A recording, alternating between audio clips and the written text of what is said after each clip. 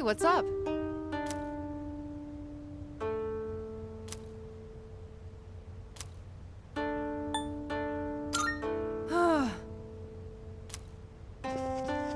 Hey, what's up?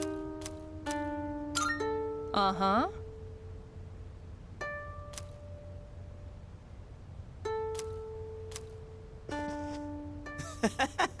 I tried my hand at sneaking out, but still got caught.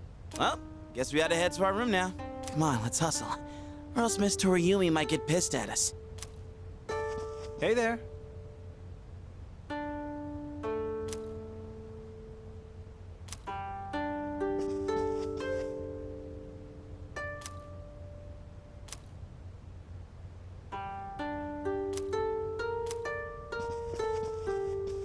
Well, look who we have here. Is the Kyoto cuisine to your liking? Honestly speaking, I have little interest in the plant-based fare they have going on here. I sampled the food the souvenir shop had to offer, but I find myself unimpressed.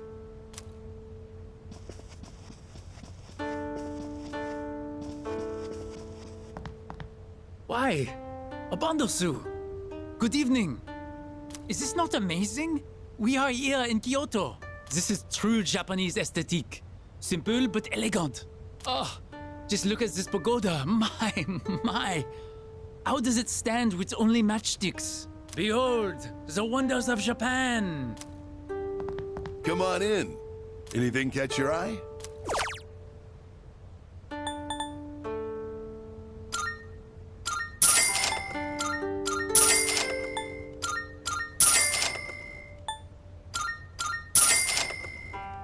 Much appreciated. Yo, what's up? Check this out. The hot spring's over there, right? Now, if you consider how the garden is fenced. Are you seriously trying to peep? You do know you can get arrested for that, right? Of course not, I'm not stupid. But just imagine the steamy paradise beyond the garden fence. Close your eyes and focus. Then you'll see everything inside your mind. Give it up, you idiot. No way you can see a damn thing like that. Give up? Never!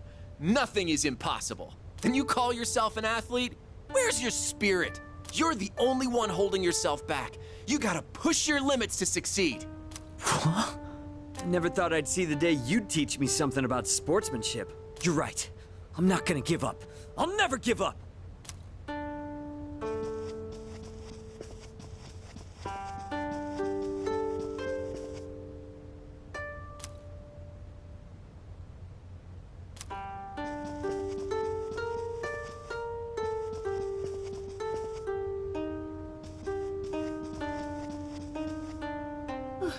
Oh, hey. Even though we were just on a train the whole day, I'm feeling pretty tired. But you know what? I've been totally psyched for this trip. I want to sample the local food, hit the hot springs, shop for souvenirs. Oh, and I'm a pro at pillow fights. I sling them so fast they'll never see it coming.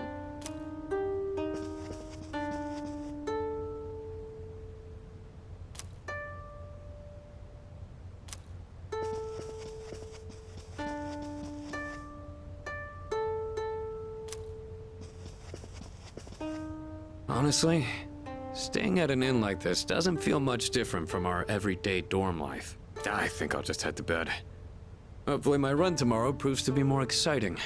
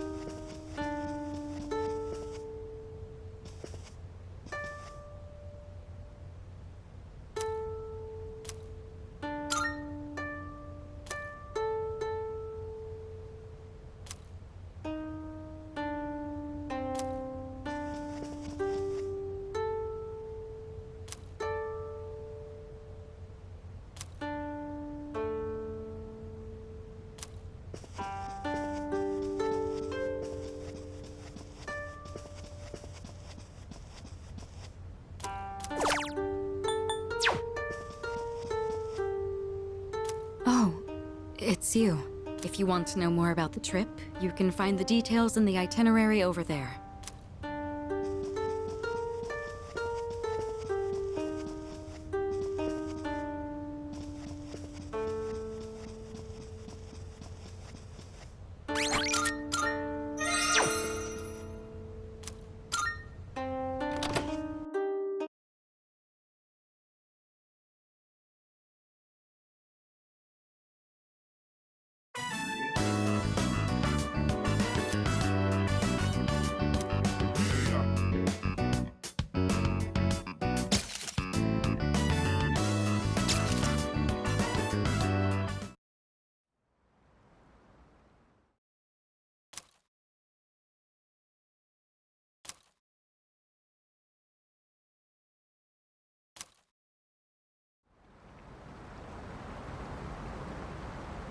We should probably head back. We don't want to miss curfew. Not to mention, Shijo Street will be crawling with drunks and couples the longer we stay. Why are you so concerned about me? It was our fight that brought us together, and now that fight is over. We have no common goal, no enemy to defeat. You have no reason to associate with me anymore. You don't have to be hurtful about this. We've reached our conclusion. Why should we keep fighting? Everything I believed in was a lie. And in the end, You what? You couldn't protect someone important to you? Is that what you're trying to say? You said you wanted to atone for the Kirijo group's past, but that's not true. You were really only fighting to protect your father. That's right. I fought to protect him, and look what happened. I was blinded by my trust for Ikutsuki, and fell right into his trap. There was nothing I could do. My father bore the burden of responsibility entirely on his own. And ever since that incident, he looked like he was dead inside. I fought so he could be free of the shame and guilt weighing down on him. But it was all pointless. I never should have gotten involved. Am I wrong?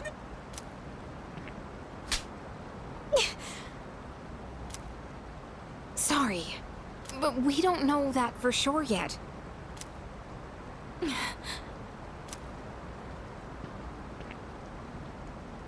You know, I used to live around here. After my dad died, my mom spent all her time throwing herself at random men. I couldn't stand seeing that side of her, so I used to come out here to the riverbank to get away. At that point, believing in my dad was all I had. Your father only did what he thought was best. He was involved in dangerous work, but in the end, he fought to make things right. He believed the shadows needed to be stopped, even if it meant losing his life. That's why I choose to fight.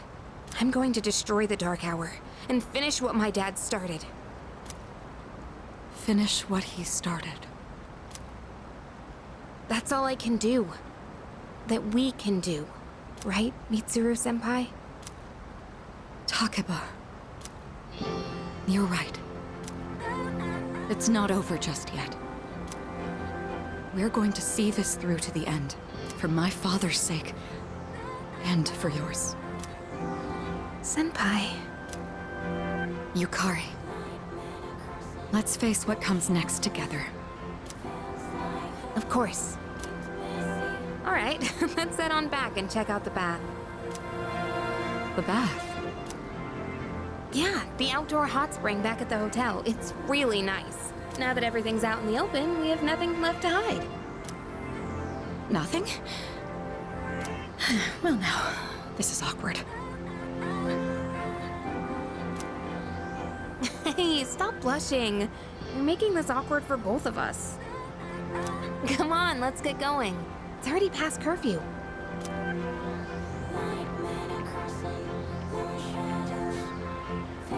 You don't need to worry, Father. I'm not alone. And I won't turn back anymore.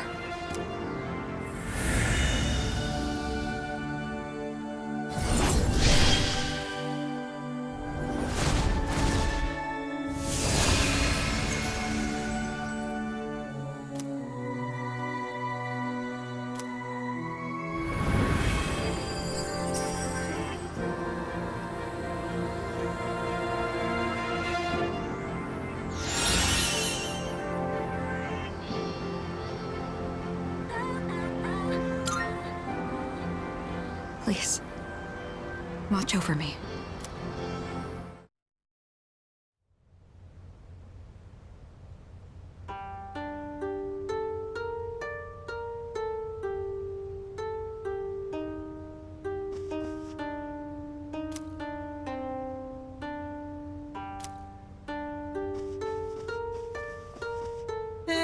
Looks like you're still wet behind the ears. Listen closely, all right? No gourmet worth their salt will be caught wearing a yukata.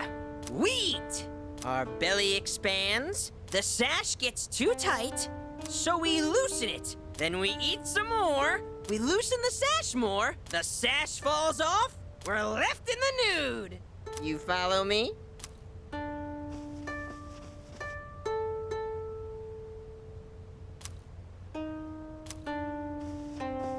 Ah! You are wearing a yukata! I also wish to try wearing one, but it was très difficile. Where the string, it got tangled up and my clothes came off. But you look fabulous. I am envious. I wanted to feel like the evil magistrate. You know, the kind who says things like, oh, ho, ho, ho, I am quite villainous on the on the TV.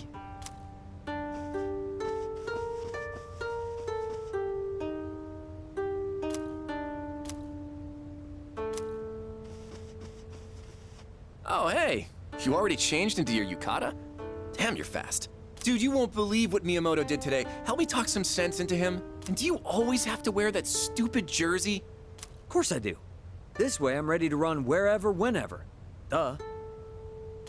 That's the problem. You literally just run off. You have no idea how exhausted I am because of you. Do you know what this guy did? He went on a mad dash up the hill at Kiyomizu-dera. The rest of our group had to chug along to try and keep up with him. Look, man, if you see an incline, you gotta run uphill. That's what a real athlete does. Right?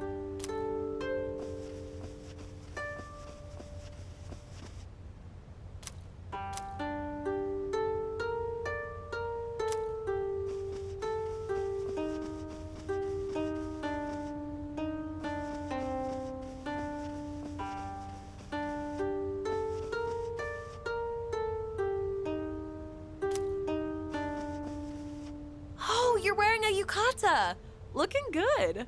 It's a different look than usual. Maybe I should go get changed too. It seems like Mitsuru's overcome her pain. I don't know what happened, but I'm relieved to see that she's feeling better.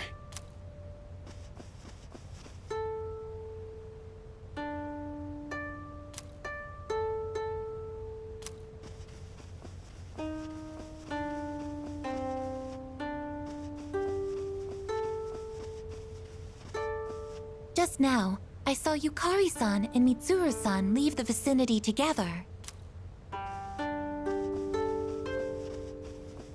Just now, I saw you... Just...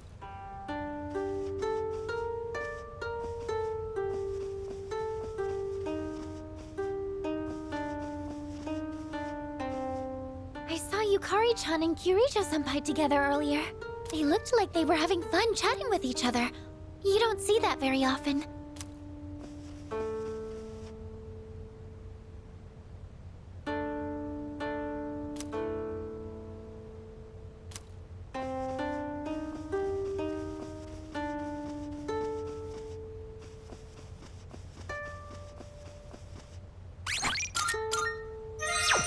Hey there.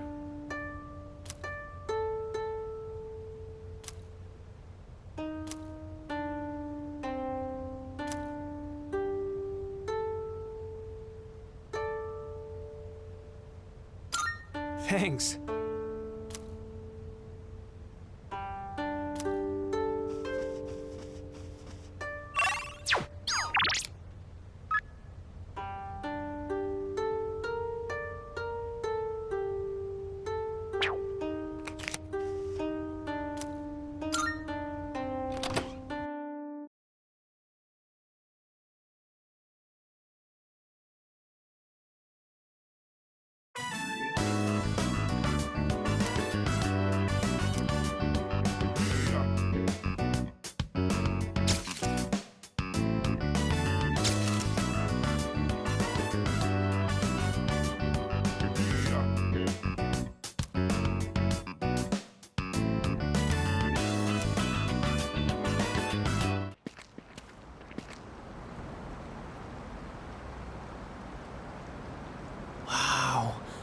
I didn't know you could come all the way down here.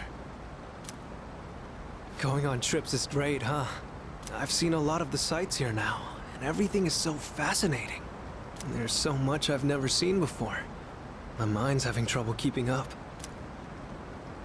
I even bought myself a souvenir. Look, it's a music box. Doesn't it sound nice? I don't know the name of the song, though.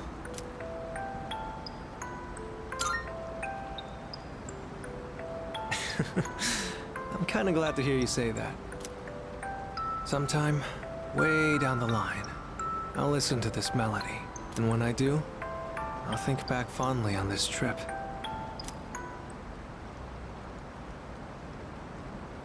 Evening sun is so bright, reflecting off the water's surface. It's different from the view we get from the school roof. I wonder if this is the reason why people come to visit.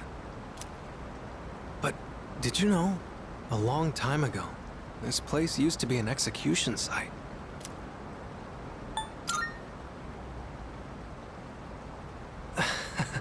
Sorry, I didn't mean to darken the mood all of a sudden. And that stuff happened a long time ago. Besides, it's still nice and bright out right now.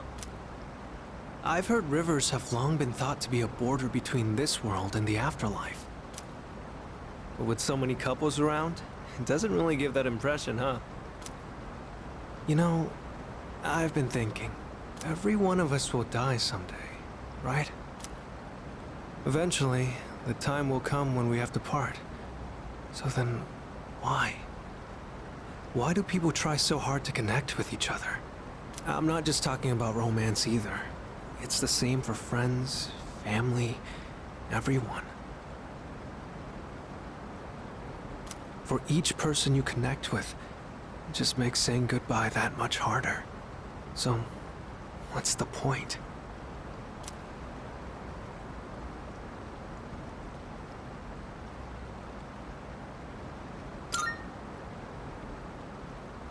So you mean we're forced to help each other in order to survive? But look at everyone around us. They all genuinely like each other, don't they? They want to be together. They're not being forced. That doesn't add up. Oops, sorry. Conversation got a bit heavy there. Looking out at the river just made me think about things for some reason. If you follow the flow of water, you'll eventually reach the ocean, right? Its destination is already decided, but it takes so many different forms before it gets there. Sometimes it's quiet and calm, other times it's choppy rapids. Sometimes it's clear, but other times murky. I imagine we're the same way. We're all in the midst of a long journey, with all kinds of things happening as we go along. I never realized any of this until coming on this trip with you. Everything feels that much more fascinating when you're here. I guess you could say it expands my horizons.